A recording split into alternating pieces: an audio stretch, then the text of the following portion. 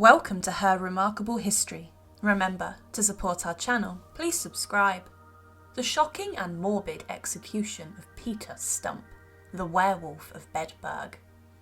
The history books take us back to a shocking event in the 1500s in a small town in Germany. Murderer, cannibal, werewolf. All accusations pointed at one man, a farmer called Peter Stumpp. His life was sparsely documented, but his supposed killings and subsequent gruesome execution, well, that has gone down in history, being noted as one of the most morbid ever recorded.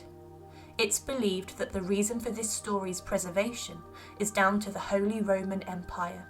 They wanted to use Peter as an example. Any beast that dared to rise up against humankind would meet the same bloody and twisted fate. Now, we don't know much about Peter Stumpp, not even his date of birth. However, historians have estimated that it must have been between the year 1545 and 1550. He lived in a small rural community in Germany, a place known as Bedburg, and he was a successful farmer who somehow had a wealth that didn't match his means. It's also believed that Peter had a wife and 2 children, but sadly his wife died sometime in the 1580s. There have been numerous reports and stories about Peter Stumpp. Over the years, most agree on the details in part, but his last name is something that has been debated. They all agree on Stumpp, but it's the spelling that causes a stir. Interestingly, it's thought that perhaps his name is down to a missing left hand, leaving, of course, only a stump. An important piece of information, as when it came to his trial, this would prove to be damning. You see, this alleged werewolf was missing a left paw due to it being cut off in attack. Between the years 1564 and 1589, there were a series of sinister and unnatural killings that haunted the town of Bedburg. At the time, no one actually suspected Peter of anything. But by the late 1580s, rumours began to flood the air and tales of a murderous werewolf began to float around. There is one historical source that states the following. A girl was attacked by a wolf-like creature until God intervened with a herd of cattle that caught the creature in a stampede. When this was reported, men from the village searched for the creature and in one encounter cut off its left paw. It was during the search that hunters managed to corner the werewolf, and it suddenly transformed back into its human form. It was here that Peter became the prime suspect, for the hunters swore it was him, and the fact that he was also missing a left hand, well, that was the smoking gun. Peter was brought in for questioning, and sadly, in the 16th century, this meant only one thing: torture. Peter was tied to a rack that stretched him out, causing unthinkable agony, and this was done until Peter ultimately confessed his crimes. But it's interesting to note that Peter had confessed everything before the torture had even started. According to the records, Peter supposedly said that since he was 12 he had been practicing black magic, and that later in his life he had met the devil. It was the devil who gave him a black belt that allowed him to turn into the beast. The likeness of a greedy, devouring wolf, strong and mighty, with eyes great and large, which in the night sparkled like fire, a mouth great and wide, with most sharp and cruel teeth, a huge body, and mighty paws. Peter said that it was only when he removed the belt that he then retook his human form. The belt, however, was never found after his arrest.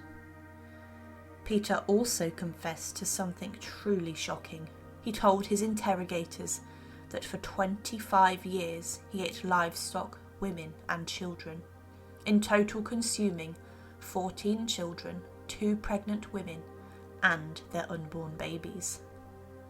Peter is documented as saying the following in regards to the unborn children. I ate their hearts panting hot and raw, and described them as dainty morsels. Peter is also reported to have eaten his own son. Now, for all his crimes, Peter was sentenced to death. Interestingly, for harbouring Peter's existence, his mistress and daughter were also condemned to the same fate. The date was set, and on the 31st of October 1589, Peter was strapped to a wheel. With an iron claw, pieces of his flesh were slowly torn from his body. After this method of extreme torture, the serial killer, Peter Stumpp, then had all his limbs beaten by an axeman with the blunt side of his weapon. This particular act had one purpose. It was to ensure that the werewolf could no longer hunt if it rose from the dead. For their part, Peter's mistress and daughter were at this point being burned alive on a nearby pyre. Peter did soon join his family, but only after the swordsman had beheaded him. The torture wheel and Peter's head were placed on display for all to see, along with a figure of a wolf, a warning to others who may be tempted to follow by his example. It's interesting to dissect the events of this story. The events are possibly linked to the similar mindsets of psychosis and hysteria in witch trials, and it's certainly quite interesting to see how a society can deal with the unknown. But the most likely conclusion is perhaps Peter was just in fact a serial killer, who also found himself caught up in the weird coincidence of wolf attacks, and thought to take the credit. I don't think he was innocent, as he did confess to multiple murders before torture, or so the records state. The truth is, of course, only known by Peter himself, and for that reason, we shall never really fully understand. Thank you for watching, and to support, please subscribe to Her Remarkable History. Thank you.